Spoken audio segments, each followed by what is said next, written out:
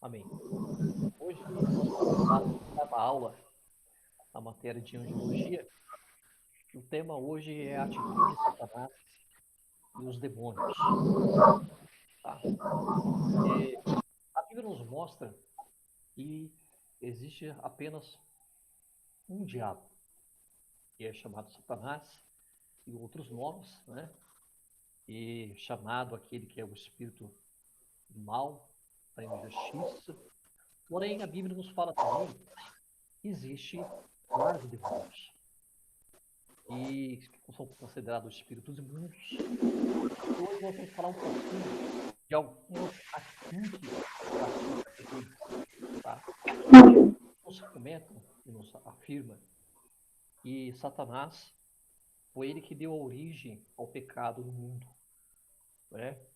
Satanás foi que pecou antes de qualquer homem, foi a primeira pessoa, um ser angelical que pecou, tá? E nós podemos ver esse fato na narrativa lá de Gênesis capítulo 3, né?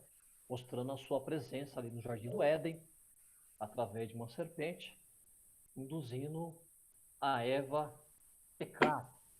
E nós vamos ver que o apóstolo São Paulo, se recordando disso, ele escreve na sua segunda carta aos Coríntios, capítulo 11, e versículo 3, Paulo afirma assim: o que receio e quero evitar é que, assim como a serpente enganou Eva, com astúcia, a mente de vocês seja corrompida e desvie da sua sincera e pura devoção a Cristo. A Bíblia nos fala que, lá no Evangelho de João, também no capítulo 8, e no versículo 44, que Satanás, ele foi o homicida desde o princípio, e também mentiroso, considerado o pai da mentira. Tá? E nós vamos ver que, dentro desse contexto, o inimigo da nossa alma, chamado Satanás, ele tem vários métodos e formas de atuar na vida das pessoas. Tá? Como ele não pode atacar a Deus, o que ele faz? Então, ele utiliza todos os métodos e todas as formas para tentar justamente o que? Atacar a criação, a coroa de Deus, que é o homem, tá? E de que maneira que ele atua com os seus métodos? Ele atua da seguinte forma: com a mentira, engano, com a tentação, tormento e aflição, com roubo, posição, imitação, acusação, doenças, homicídio, impedindo ao evangelho de Cristo, perseguição à igreja de Deus. Então ele tem os seus vários métodos para poder que tentar atingir a Deus através do homem, tá? Agora, uma coisa interessante que nós podemos esquecer, tem um velho ditado muito popular que diz assim: mente vazia é oficina do diabo, tá? Isso, na verdade, é uma realidade, porque as maiores batalhas espirituais que enfrentamos é justamente no campo da mente. É aqui que justamente o inimigo da nossa alma, Satanás e os demônios, eles tentam atuar na vida do homem. E por que a mente é chamada um campo de batalha? A nossa mente, ela contém um filtro e a qual passa todas as informações que vão para a nossa alma, tá? Se o filtro da nossa mente ele não tiver lavado e purificado com o sangue de Cristo, ou seja, se ele não tiver cheio da palavra de Deus, toda sujeira vai entrar na nossa alma e vai nos contaminar, tá? Por isso que o apóstolo Paulo, ele escrevendo na sua carta à igreja de Filipos, lá no capítulo 4, em versículo 8, ele diz assim: quanto ao mais, irmãos, tudo que é verdadeiro, tudo que é honesto, tudo que é justo, e tudo que é puro, tudo que é amável, tudo que é de boa fama, se há alguma virtude e se há algum louvor, nisso pensai. Ou seja, o apóstolo Paulo está falando aqui para que nós venhamos ocupar a nossa mente. Por quê? Para que nós não venhamos abrir brecha para que o inimigo da nossa alma, Satanás e seus demônios, possa o quê? Usar ela. Então, a nossa mente, certo, é um local de batalhas espirituais e decisões. E por quê? Por que a nossa mente é um local de batalhas espirituais e decisões? Porque é onde nós decidimos as coisas. E decidimos o quê? O que nós decidimos na nossa mente? Como servir a Deus ou ao diabo? Como fazer a vontade do mundo ou a de Deus? Ser um vencedor ou ser um derrotado? Mentir ou dizer a verdade? Ser um crente cheio do Espírito Santo ou ser um crente medíocre? Ser um abençoado ou ser um amaldiçoado? É aqui no campo de batalha que nós vamos decidir tudo isso aí. Então, a nossa mente, ela é um campo de batalha, tá? Que precisamos ter cuidado. Justamente por causa disso, que o apóstolo São Paulo escreve na sua carta, lá no capítulo 6, à igreja de Éfeso, ele começa a falar justamente sobre esse fato. E ele diz lá no capítulo 6, ele fala assim, lá no versículo 10, olha, fortaleçam o Senhor e no seu poder. Aí no versículo 11 ele frisa a seguinte colocação, ó, revista da armadura de Deus para poder ficar firme contra a cilada do diabo. Então ele está falando que nós precisamos revestir de toda a armadura de Deus.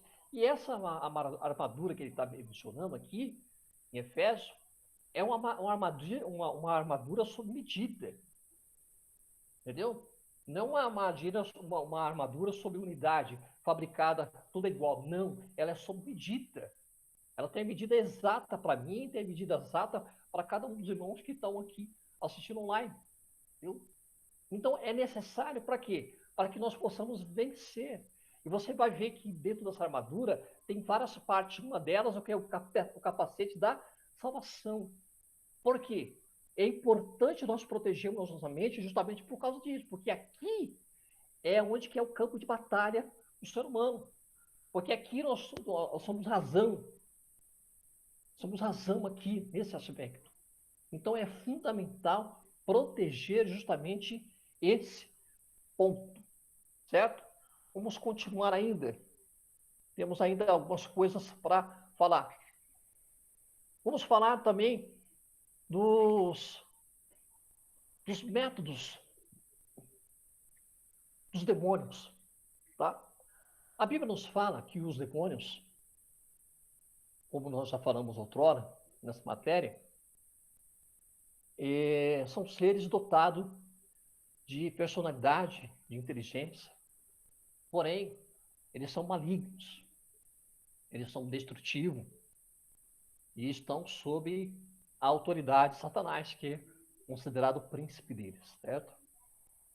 E eles procuram, junto com Satanás, se opor à obra do Senhor, tá?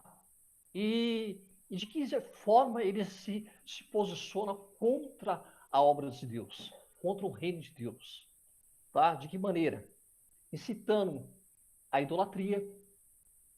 E quando nós falamos de idolatria, nós falamos de várias situações. Por exemplo, tem muito crente, por exemplo, que às vezes fala mal de idolatria, mas acaba criando uma própria idolatria. Acaba idolatrando um pregador, acaba idolatrando um pastor, entendeu? Acaba idolatrando um cantor e assim por diante, certo? Mas os demônios, eles se opõem à obra do Senhor, começando e citando a idolatria. Depois persegue os crentes, ele dissemina falsas doutrinas. Eles também possuem corpos de não crentes, animais, que eles acabam entrando, né? Utilizando o corpo de pessoas não crentes, ou às vezes crente que dá brecha, né? Causa doenças, opondo-se contra os filhos de Deus e contra os progressos espirituais. Então, os demônios, ele tem as suas maneiras também de atuarem, certo? Possessão demoníaca. Mas antes de entrar em possessão demoníaca, abra sua Bíblia, Efésios capítulo 6, versículo 12. Vamos falar de um detalhe aqui. Efésios capítulo 6, versículo 12. Fala assim: pois a nossa luta não é contra os seres humanos, mas contra os poderes e autoridades, contra os dominadores desse mundo de trevas e contra as forças espirituais da maldade nas regiões celestiais. Em outras linguagens, vamos falar a nossa luta não é contra o ser humano, mas contra os principados, potestades, dominadores, né? Outras traduções para falar isso. Quer falar alguma coisa?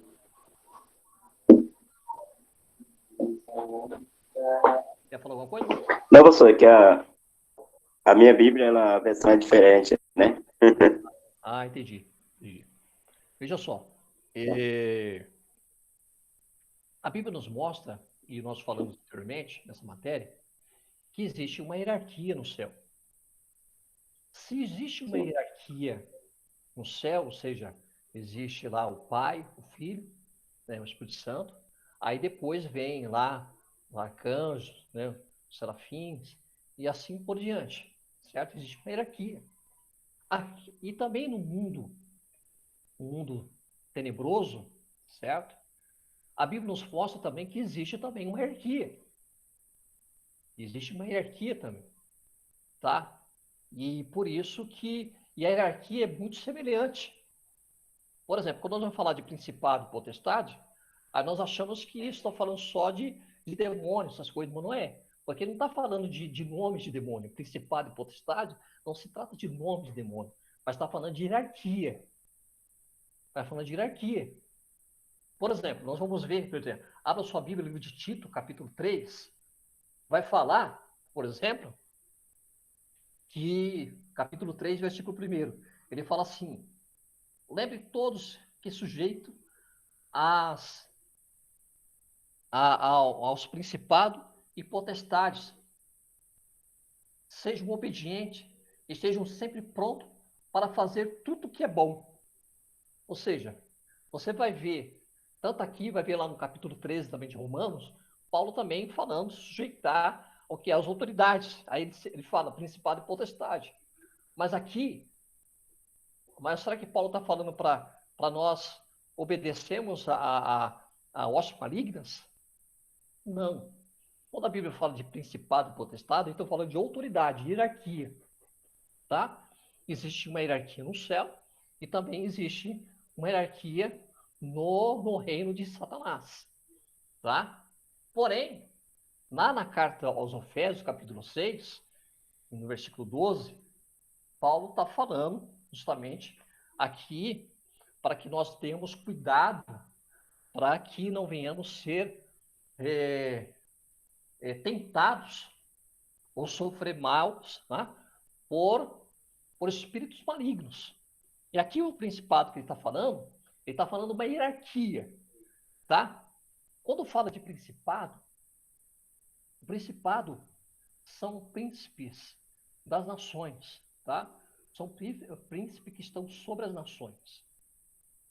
Os anjos de Satanás, que compõem o principado, eles exercem influência sobre o seu governo terreno. Quando fala de principado, né, nós estamos falando de príncipes nomeados por Satanás, que eles exercem autoridade sobre o governo, sobre nações, sobre estados, países. Eles estão falando disso. exercem autoridade sobre as autoridades. E de que maneira eles exercem essa autoridade?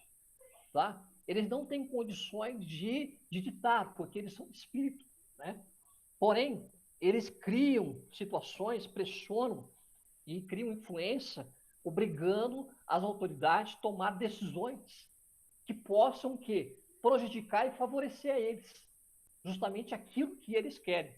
Então, quando a Bíblia fala de principado, ele está falando de uma patente maior, tá?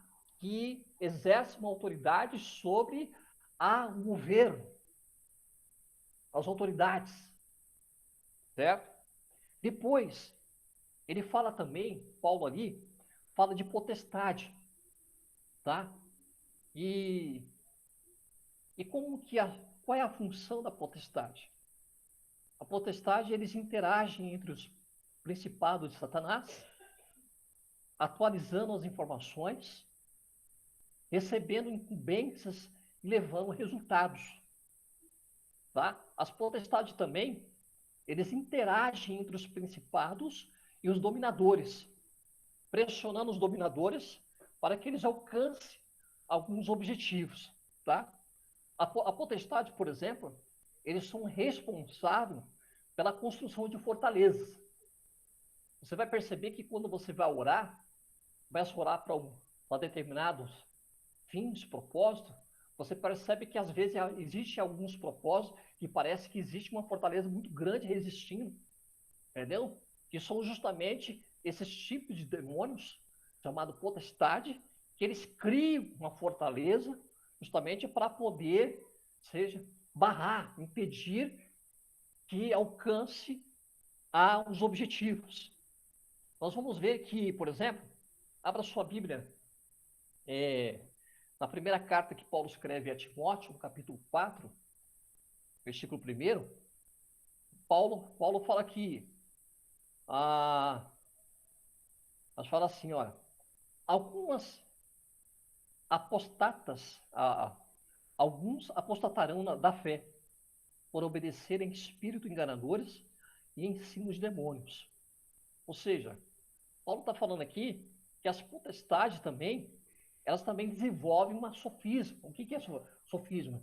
Eles criam uma articulação, uma metanoia, de tal forma que leva as pessoas a desviar-se da fé, certo? Porque as pessoas vão dar crédito. Então, vão usar pessoas para que possam, ou seja, ensinar doutrinas pagãs ou idolatrias, para que possam levar as pessoas a desviarem. Nós vamos ver no livro de Apocalipse, por exemplo, capítulo 16, lá, a Bíblia fala que esses espíritos chamados potestades são considerados espíritos imundos semelhantes a rãs. Olha como que o livro de Apocalipse fala a respeito da potestade, certo? O outro também, terceiro demônio também que a Bíblia cita, é os dominadores. Esses dominadores, por exemplo, eles são um grupo maior de anjos caídos, né? E por isso já falam dominadores do mundo tenebroso, tá? E eles estão relacionados, os dominadores, justamente à possessão demoníaca, tá? Quando você, por exemplo, vai orar para uma pessoa e ela cai possessa, certo? Então, os demônios, esses dominadores, eles são justamente responsáveis por esse campo da possessão demoníaca, tá? São eles que administram as manifestações dos demônios. São os dominadores, certo? Então, eles entram no corpo da pessoa, quando encontram uma brecha, certo? E tentam destruir aquela pessoa. E, normalmente, eles gostam os dominadores, de ser chamados de Lúcifer, ou, às vezes, especificamente, por um nome específico, tá? E nós vamos ver, por exemplo, no livro de João, abre o livro de João, capítulo 13, tem um contexto interessante ali que nós vamos aprender aqui. Evangelho de segundo escreveu João, capítulo 13, versículo 26 e 27. Nós vamos ver que os dominadores, eles têm que pedir permissão. Por exemplo, Satanás, quando foi entrar no corpo de Judas, ele pediu permissão a Jesus para poder entrar. Você vai ver aqui no Evangelho de João, falando sobre isso. Ele fala assim: e respondeu Jesus: é aquele a quem eu der um pedaço de pão molhado. Tomou, pois, um pedaço de pão e, tendo molhado, deu a Judas, filho de Simão Iscariote. E após o bocado, imediatamente, entrou nele Satanás. Então disse Jesus: o que pretendes fazer, faze-o, e depressa. Nenhum, porém, que estava à mesa percebeu a que o fim lhe disse isto, pois, como Judas era quem trazia a bolsa, pensaram alguns que Jesus lhe dissera: compra o que for precisamos para a festa, ou lhe ordenara que desse alguma coisa aos pobres. Ele, tendo recebido o bocado, saiu logo, e era noite. Então, você vai ver aqui nesse contexto que o Senhor dá permissão para Satanás como dominador, ou seja, entrar no corpo de Judas, para poder exercer o propósito dele, certo? Vamos continuar. E depois, a Bíblia fala também, relata também de demônios, da hostes do mal, né? A palavra demônio, ela pode ser aplicada aqui como espírito malignos, certo?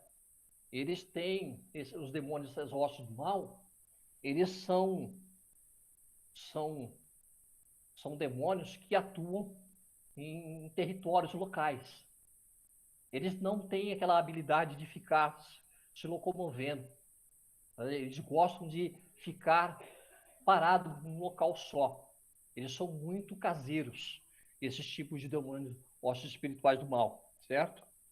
E eles têm por exemplo, e no local que eles ficam, eles têm uma capacitação de adquirir o conhecimento de informações do local, certo? E aprender a cultura e se adaptar ali, certo? Porém, esses demônios, as hostes do mal, eles têm pouca inteligência, tá? Eles são muito repetitivos, são maldosos, brincalhões, são malignos, são assombrosos. Eles têm uma índole sádica muito grande, são sensuais, no sentido que são escravos, no sentido de buscar sensações, emoções pervertidas. E justamente por manter esses arquivos territoriais, eles ficam assombrando, às vezes, aqueles casos que nós vemos lá de assombrar casa, edifício, encruzilhada, né? Às vezes deparam pessoas, comentam esse tipo de coisa, se trata desse tipo de demônio. São chamados hoste do mal, que atuam nessas áreas, certo? E, e eles, por exemplo, eles costumam entrar no corpo da pessoa, porém eles não são de identificar a possessão demoníaca, eles não são igual os dominadores, que exercem a possessão, certo? No caso deles, eles entram na vida da pessoa para justamente usar as pessoas no sentido dos vícios, tá? Das necessidades sensuais. Então, aí eles provocam as depravações, aqueles vícios, por exemplo, você vai ver aí um caso aí, por exemplo, dos casos de dependente químico, alcoólatra, eles procuram esse tipo de pessoa atuar na vida deles, certo? Para poder trabalhar o vício que há na vida deles, né? Por exemplo, essa semana agora, alguns dias atrás, eu estava na igreja de uma pastora amiga e ela trabalha bastante com dependência química e alcoólatra, né?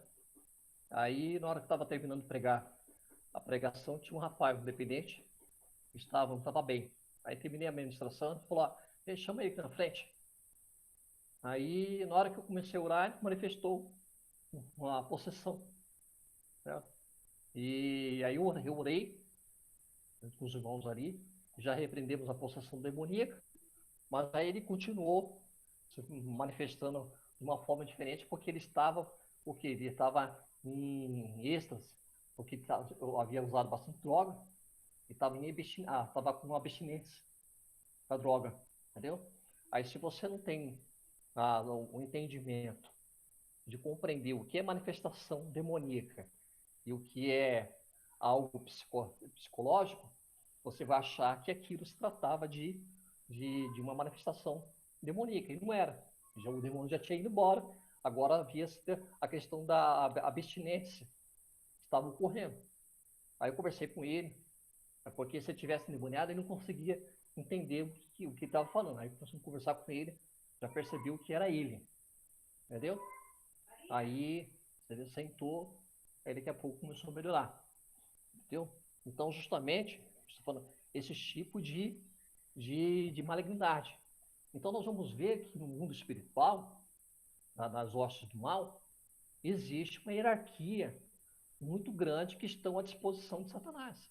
Satanás não atua sozinho, ele atua juntamente com um grupo de demônios que tem uma batente, né? E todas elas têm uma atividade de uma maneira correta, tá? Aí nós vamos ver dentro desta da atuação dos demônios, por exemplo, as possessões demoníacas. E o que é possessão demoníaca? A possessão demoníaca é o estado que o corpo ou a mente encontra dominado pelo ser ou força exterior, tá? E então ela é causada por um demônio, como nós acabamos de falar aqui, e naturalmente é chamado aqui, no caso aqui que nós acabamos de falar, dos dominadores. Os dominadores eles exercem essa função na vida das pessoas que eles encontram uma brecha, tá? E por que ocorre possessão demoníaca? Né? A razão que leva os demônios a possuir o corpo das pessoas está na questão de Satanás querer justamente atingir a Deus, certo? Como ele não pode atingir diretamente a Deus, ele vai usar o homem, um canal criado por Deus, para tentar fazer o quê? Enganar o homem, arruinar a vida do homem, afastar o homem e a mente dele de Deus, certo? E causar um caos na vida deles, e ele causando isso, destruindo a vida do homem, ele está atingindo justamente diretamente a Deus. Então, é por isso que ocorrem as possessões demoníacas. E elas ocorrem na vida de todos aqueles que dão crédito, tá? Porque a Bíblia nos menciona, na primeira epístola que João escreve, capítulo 5, versículo 19, que fala que o mundo já é do maligno. Ela afirma, certo? Ou o sistema é administrado pelo maligno, certo? Martinho Lutero, ele diz que o diabo é o contrafator de Deus. Ou seja, dessa forma, é verificável que a possessão demoníaca é uma grotesca e diabólica contrafação da mais sublime experiência, a habitação do Espírito Santo no homem. A Escritura diz que ensina que nenhum verdadeiro crente, que o Espírito Santo habita nele, pode ficar possesso ou pode andar com demônio. Ou seja, a vida que tem um Espírito Santo, ou seja, não pode conviver com o Espírito Santo, com o demônio. Não tem como haver dois espíritos em uma casa. Ou ele está com Deus, ou a pessoa está com o diabo. O fato é que Martinho Lutero está querendo dizer, ó, que a vida do homem, do ser humano, só tem duas opções. Ou ele serve a Deus, ou ele serve o diabo. Se ele não serve a Deus, alguém ele serve. Quem é que ele vai servir? Entendeu? Então, ele tem que escolher o caminho que ele quer percorrer, certo? O Espírito Santo, os demônios, ele não pode habitar no mesmo corpo, tá? 2 Coríntios, capítulo 6. 2 Coríntios, capítulo 6, versículo 15, ele fala assim: que é a harmonia entre Cristo e Belial? Que há de comum entre o crente e o descrente? Que acordo há entre o templo de Deus e os ídolos? Pois somos santuário do Deus vivo. Como disse Deus: habitarei com eles, e entre eles andarei, e serei o seu Deus, e eles serão o meu povo. Então, a Bíblia está falando aqui que onde o Espírito Santo habita, não há como ter brecha convívio, certo? E o homem que nasceu de novo, né, como diz lá João capítulo 3, né? O homem que nasceu de novo, certo? Ele passa a ter uma vida, uma experiência com o Espírito Santo, a conviver com o Espírito Santo. Então, a vida dele é uma vida diferenciada, certo? Porém, quando se dá brecha, os demônios encontram uma brecha, eles adentram nessa vida para poder causar um caos, tá? Outra coisa, a Bíblia mostra ainda que existem outras formas chamadas de demologia, né? Doutrina dos demônios, que envolve adivinhação, espiritismo e a própria adoração direta aos demônios. Então, vamos citar aqui as correlativas práticas existências atuais, né? Quais são? A adivinhação, o Espírito Santo, o espiritismo, o espiritualismo, né?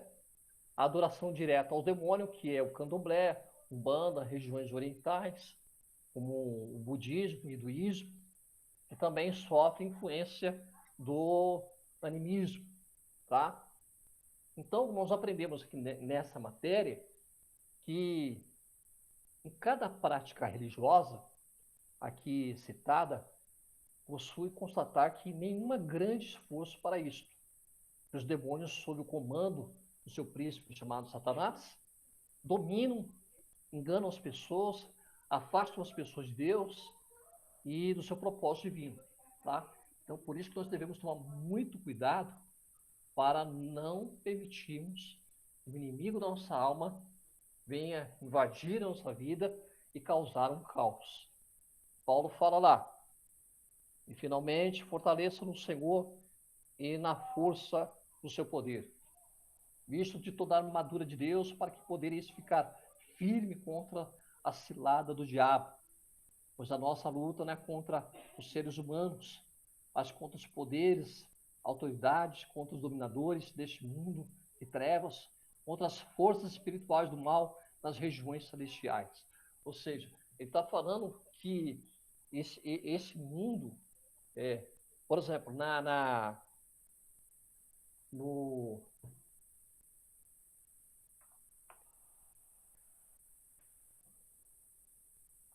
na cosmovisão judaica, eles acreditavam que o mundo espiritual era dividido em três partes. Tinha a parte inferior, a parte superior e a parte mais alta, que era onde que ficava o trono de Deus, que falavam do terceiro céu, onde que o apóstolo Paulo cita que o homem chegou até lá, certo? E essa parte inferior, aonde que atua, certo, a hoste do mal, ou a potestade do ar, é justamente a terra, aonde que nós habitamos. Esse primeiro céu aqui, onde que habitamos, é justamente dentro da cosmovisão judaica. Eles estão falando que esse mundo aqui, todo esse sistema, ele é dominado pela potestade do ar, que é justamente os demônios, Satanás e os seus demônios. E atuam nessa, toda essa área. Por isso que fala que o sistema já é do maligno, por causa disso, dentro da visão judaica, tá? Cosmos judaica. Tá? Por isso que o texto aqui fala que contra os dominadores deste mundo de trevas e contra as forças espirituais do mal nas regiões celestiais, tá? Aí, por isso que ele fez aqui no versículo 13, ó, por isso, vistam toda a armadura de Deus, para que possam resistir no dia mau e permanecer inabalável depois de ter feito isso. Então, crente só vai conseguir resistir contra essas forças malignas se ele tiver revestido dessa armadura. Ter o cuidado de ter o que proteger a sua mente. Como eu disse aqui, finalizando a matéria, aqui, que nosso campo de batalha, aonde que o inimigo da nossa alma vai atuar, é a mente. Porque ele, se você atuar a sua mente, como ele não tem poder, ele não é onisciente, não tem um atributo de Deus, o que ele vai fazer? Ele não tem poder de ler a sua mente, mas ele tem poder de manipular a sua mente. Então, ele vai usar o quê? As suas setas para manipular através do sofismo, de articulações, criando uma ilusão, criando uma confusão na sua mente, para que você dê uma brecha, você então entra pelo caminho da idolatria, para que ele possa fazer o quê? Para que os demônios possam entrar na sua vida e possam arrasar e acabar e destruir a tua vida. É justamente isso que ele quer fazer, tá? Que nessa noite nós possamos aprender um pouquinho, ficar atento, porque é uma realidade. Satanás é um ser real, é um espírito real que nós não vemos, né? Porque é um espírito, mas que é real, ele vive no mundo dos celestiais aí. Nós temos que tomar cuidado, porque ele está aí e quer destruir a todos quanto ele conseguir destruir juntamente com os seus demônios. Amém? Alguma dúvida? Alguém que quer fazer alguma pergunta? Não. Ô, pastor,